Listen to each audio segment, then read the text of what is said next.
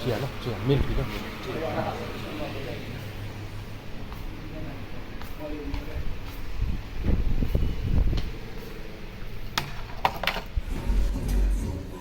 अहिले चाहिँ म यहाँनिर यो कफी सपमा आएको छु। अब यो कफी सपमा आएर चिया अलिकति खाने अनि साथै यहाँको यो लो लाइटको एक दुईवटा सर्ट पनि खिच्ने अनि यहाँबाट त्यस पछाडि म खोलातिर जान्छु। त्यहाँ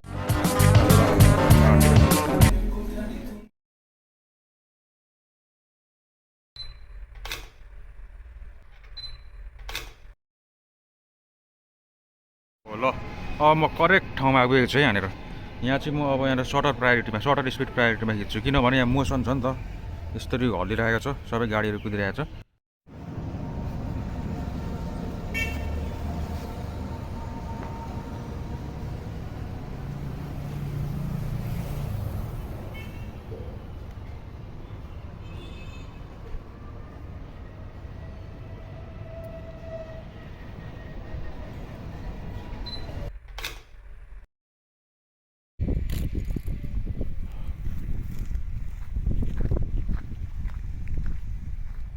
अब म यहाँ आइपुगेको छु। अब यहाँबाट म यो यताको वाइड एङ्गल अनि जुम लेन्सबाट अब जुम फोटोहरू खिच्छु। यसमा अब हामीलाई सिकाइअनुसार इन्स्ट्रक्सन दिएअनुसारको एक्सपोजरहरू विभिन्न कुराहरू मिलाएर खिच्ने कोसिस गर्छु। करिब 4-5वटा फोटो खिच्नु भन्नु छ यहाँनिर। अनि यहाँ सकेपछि म पोर्ट्रेट फोटो खिचेपछि उता अफिसमै जानुपर्छ होला। अफिसमा गएर पोर्ट्रेट सरकै खिच्नु पर्ला। अब कसरी खिच्नु त पोर्ट्रेट खिच्नु लागि अब बाटो हिँड्ने मान्छेको खिचेर भएन, आफूले कसरी खिच्ने। अब त्यसको लागि चाहिँ उतै गएर सरकै खिच्ने।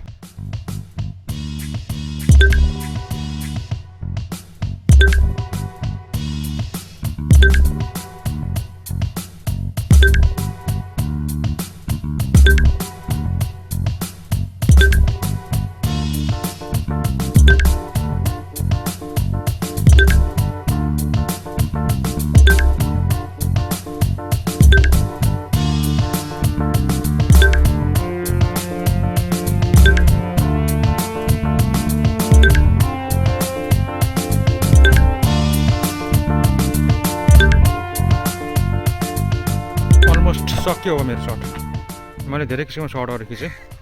यसलाई एउटा सब्जेक्ट रूपमा लिएर यसलाई यस्तो तरिका यो पोजिसनमा बाइकको खिचेँ। अनि यही हेलमेट लगाएर यो स्ट्यान्डलाई चाहिँ यहाँ मान्छे जस्तो बनाएर राखेर खिचेँ। मलाई मोडेल अहिले चाहिरहेको छ, मोडेलहरूको यहाँ मोडेलहरू नभएर मैले यस्तै निर्जीव वस्तुलाई एउटा मोडेल जस्तो मान्नु परिरहेको छ। अब यहाँ मैले सकेँ यो 85 mm को लेन्स पनि प्रयोग गरेँ। 85 mm को लेन्स लिएर यताको जुम सर्टहरू एक दुईवटा, अनि यहाँ 16 mm को लेन्स छ, एनडी फिल्टर बिएनडी को अलिक प्रयोग गरेँ र अन्तिममा अब मेरो अरू गरेर यो सकेको छ आजको सुटिङ प्र्याक्टिस। ल आज चाहिँ म क्लास पनि जानु भएको छैन। मेरो बिहान 10 बजेदेखि 11 बजेसम्मको एउटा क्लास थियो, क्लास जान आज भ्याइएन। म 9 बजे घरबाट हिँडेको स्पेसली फोटो सर्टको लागि। प्रोफेसनल फोटो सर्ट होइन कि यो एउटा सामान्य प्र्याक्टिसको। हाम्रो फोटोग्राफी ट्रेनिङ अहिले 12 बजेबाट स्टार्ट हुन्छ फोटोग्राफीको क्लास। अनि मैले चाहिँ आज 12 बजीसम्म, मलाई खासमा चाहिँ अस्ति नै सरले भन्नुभएको थियो कि त्यो सरले विभिन्न कुराहरू सिकाउनु भएको थियो क्लासमा फोटोग्राफी सम्बन्धी, त्यो कुराहरूलाई विचार गरेर फोटो खिच्नु भनेर भन्नुभएको थियो।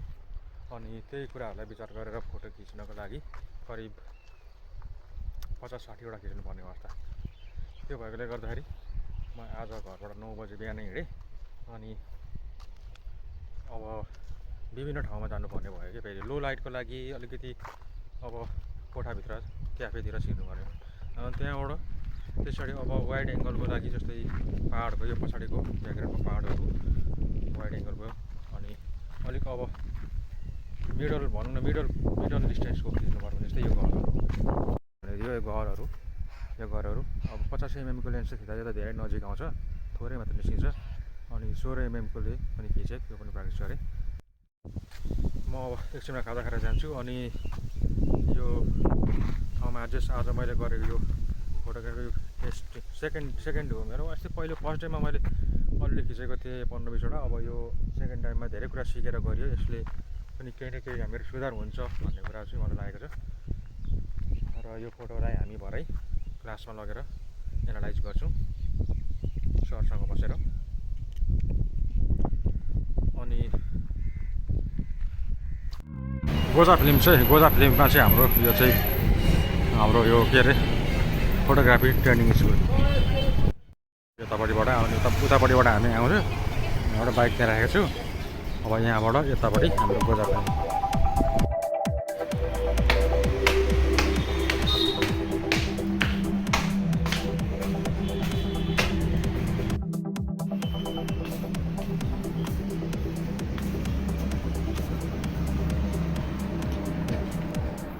Sir good morning. all ढिलो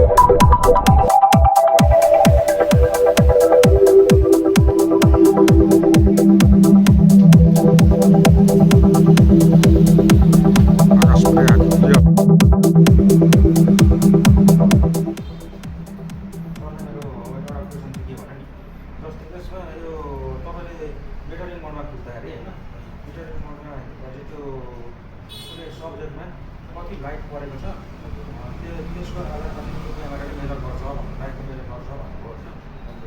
तर त्यो कसरी चाहिँ मेजर गर्छ, जस्तो कि एउटा सब्जेक्टको लागि 20 भागको मात्रै हामीले चाहिँ त्यहाँबाट राख्नु मिल्यो नि त होइन। जस्तै सेन्टर भनेर राख्नु मिल्यो होइन।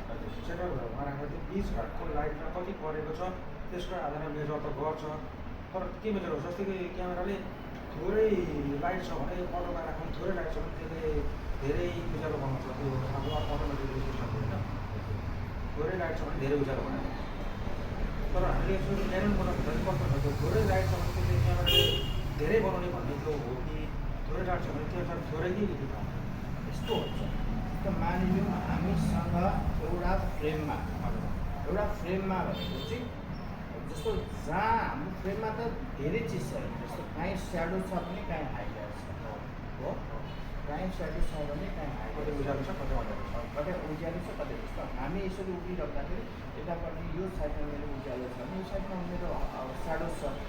तर मिटिङ मोडमा भनिसकेपछि कस्तो हुन्छ भने मिटिङ मोडमा सडन पेयर अफ नम्बर्स होइन, जसले चाहिँ जुन जस्तो मानेको स्पोर्ट, जस्तो कि स्पोर्टमा मानेको मिटिङ मोडमा हामी स्पोर्टमा राखेर काम गऱ्यौँ भने जस्तो यहाँको मात्र वरिपरिको चाहिँ उसले चाहिँ क्यालकुलेसन गरेर एक्सपोजर ट्राइङ्गल हाम्रो क्यालकुलेसन गरेर चाहिँ अनि हाम्रो एक्सपोजर ओभर एक्सपोज छ कि अन्डर एक्सपोज छ भनेर देखाउनु हेल्प गर्छ।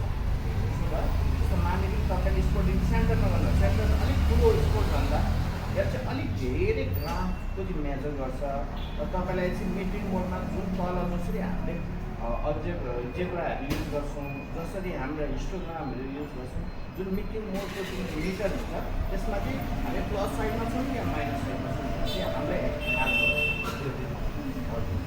त्यो भित्रमा मात्रै गर्छौँ। जस्तो हामी फुलमा छौँ भने त्यो फ्रेमभरिको जति छ एक्सपोजर त्यहाँदेखि सबै पोइन्ट क्यालकुलेसन गर्छ। अनि हामी ओभर एक्सपोजमा छौँ कि अन्डर एक्सपोजमा प्लस माइनस एक्सपोजरहरू प्र्याक्टिस हेर्नु। यो हाम्रो एक खालको इन्डिकेटर हो, यो बाटो जानुपर्छ, यो बाटो जानुपर्छ, यहाँ हामी सही छौँ, यहाँ गलत छौँ भनेर हामीलाई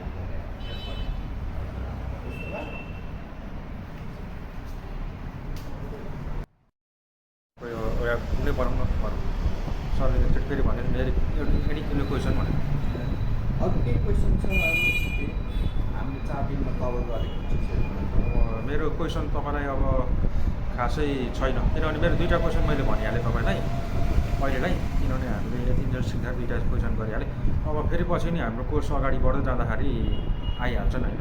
अब क्यामेरामा त्यो फङ्सनहरू कता के छ त्यो तपाईँले सिकाउँदै जाँदाखेरि, जस्तो मैले आज व्हाइट ब्यालेन्स तपाईँले हिजो भन्नुभएको थियो, कन्फ्युज लागेर आज व्हाइट ब्यालेन्सको त्यो म्यानुअलमा चाहिँ कसरी मिलाउने भन्ने कुरा जानिहाल्यो होइन। ठिक छ, हामी एक्सपोजर ट्राइङ्गल सुरुदेखिमा फर्स्ट डेमा हामीले कभर गऱ्यौँ होइन। त्यसपछि हामी कम्पोजिसन कसरी लाइट कसरी सेट गर्ने, अनि त्यसपछि हामी हाम्रो फोटोहरू कसरी कुन कम्पोजिसनमा कुन भिजुअल आर्टमा काम गर्छौँ भनेर त्यो हेऱ्यौँ। यो चाहिँ हामी के लाइटको सेटअपहरू हेऱ्यौँ र लाइटको क्वालिटीहरू कस्तो हुन्छ, half light soft light cover गरेर। सो आज चाहिँ हामी लेन्सले गरेको जुन डिस्टोर्सन्सहरू छ होइन, या जुन क्वालिटी बोकेहरू छ हजुर होइन हाम्रो लेन्सहरू, त्यसमा हामी आज कभर गर्छौँ। सो हिजोको केही सिचुएसन छैन भने हामी अगाडि बढ्छौँ। अगाडिबाट हामी यता गर्नु छ। र त्यो मैले तपाईँलाई अब त्यो आजको फोटोमा नि हिजोको त्यो फोटोहरू पनि खिचेर ल्याएको छु कि तपाईँले भन्नुअनुसारको फोटो त्यो चाहिँ भरे लास्ट अन्तिममा गरौँ न होइन? होइन, त्यो हामी सुरुमै गर्छौँ। सुरुमै हुन्छ, त्यही छ सर। सुरुमै गर्छौँ, अनि त्यसपछि मात्रै मैले आज धेरै किसिमको खिचेको छु कि सर। आइएसओ प्रायोरिटी भन्नु आइएसओ प्रायोरिटी होइन, आइएसओ अपोजिट प्रायोरिटी या सर्टर प्रायोरिटी। ए होइन, एउटा चाहिँ म्यानुअलबाट खिचेको छु होइन। एपेचरलाई तल माथि गरेर एपेचरलाई डाउनमा राखेर म्याक्सिमम डाउनमा राखेर, अनि अर्को चाहिँ मैले अटोबाट खिचेको छु। यो प्रिसेट अटोमा जस तपाईँलाई त्यो क्यामेराको मोडहरू भयो होइन, अनि प्लस तपाईँलाई एक्सपोजर ट्रायङ्गल मिलाउनु आइरहेको छ भने चाहिँ यहाँदेखि बुझिन्छ यो फोटोहरू। यो हिस्टोग्रामहरू पनि हेरेर होइन,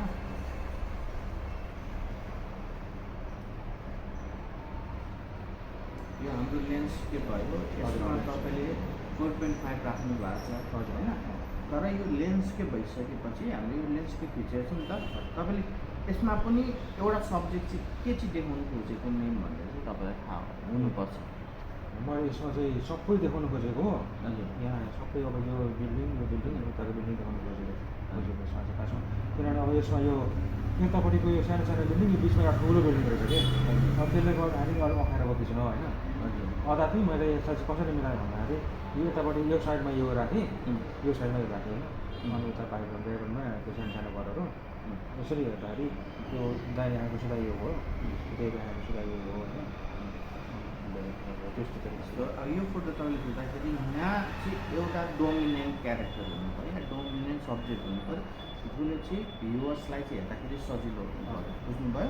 एउटा मेन क्यारेक्टर चाहिँ राख्नु फ्रेममा के देखाउनु खोज्दै हुन्छ, भले त्यो लेन्डस्केप नै होस्, बुझ्नुभयो?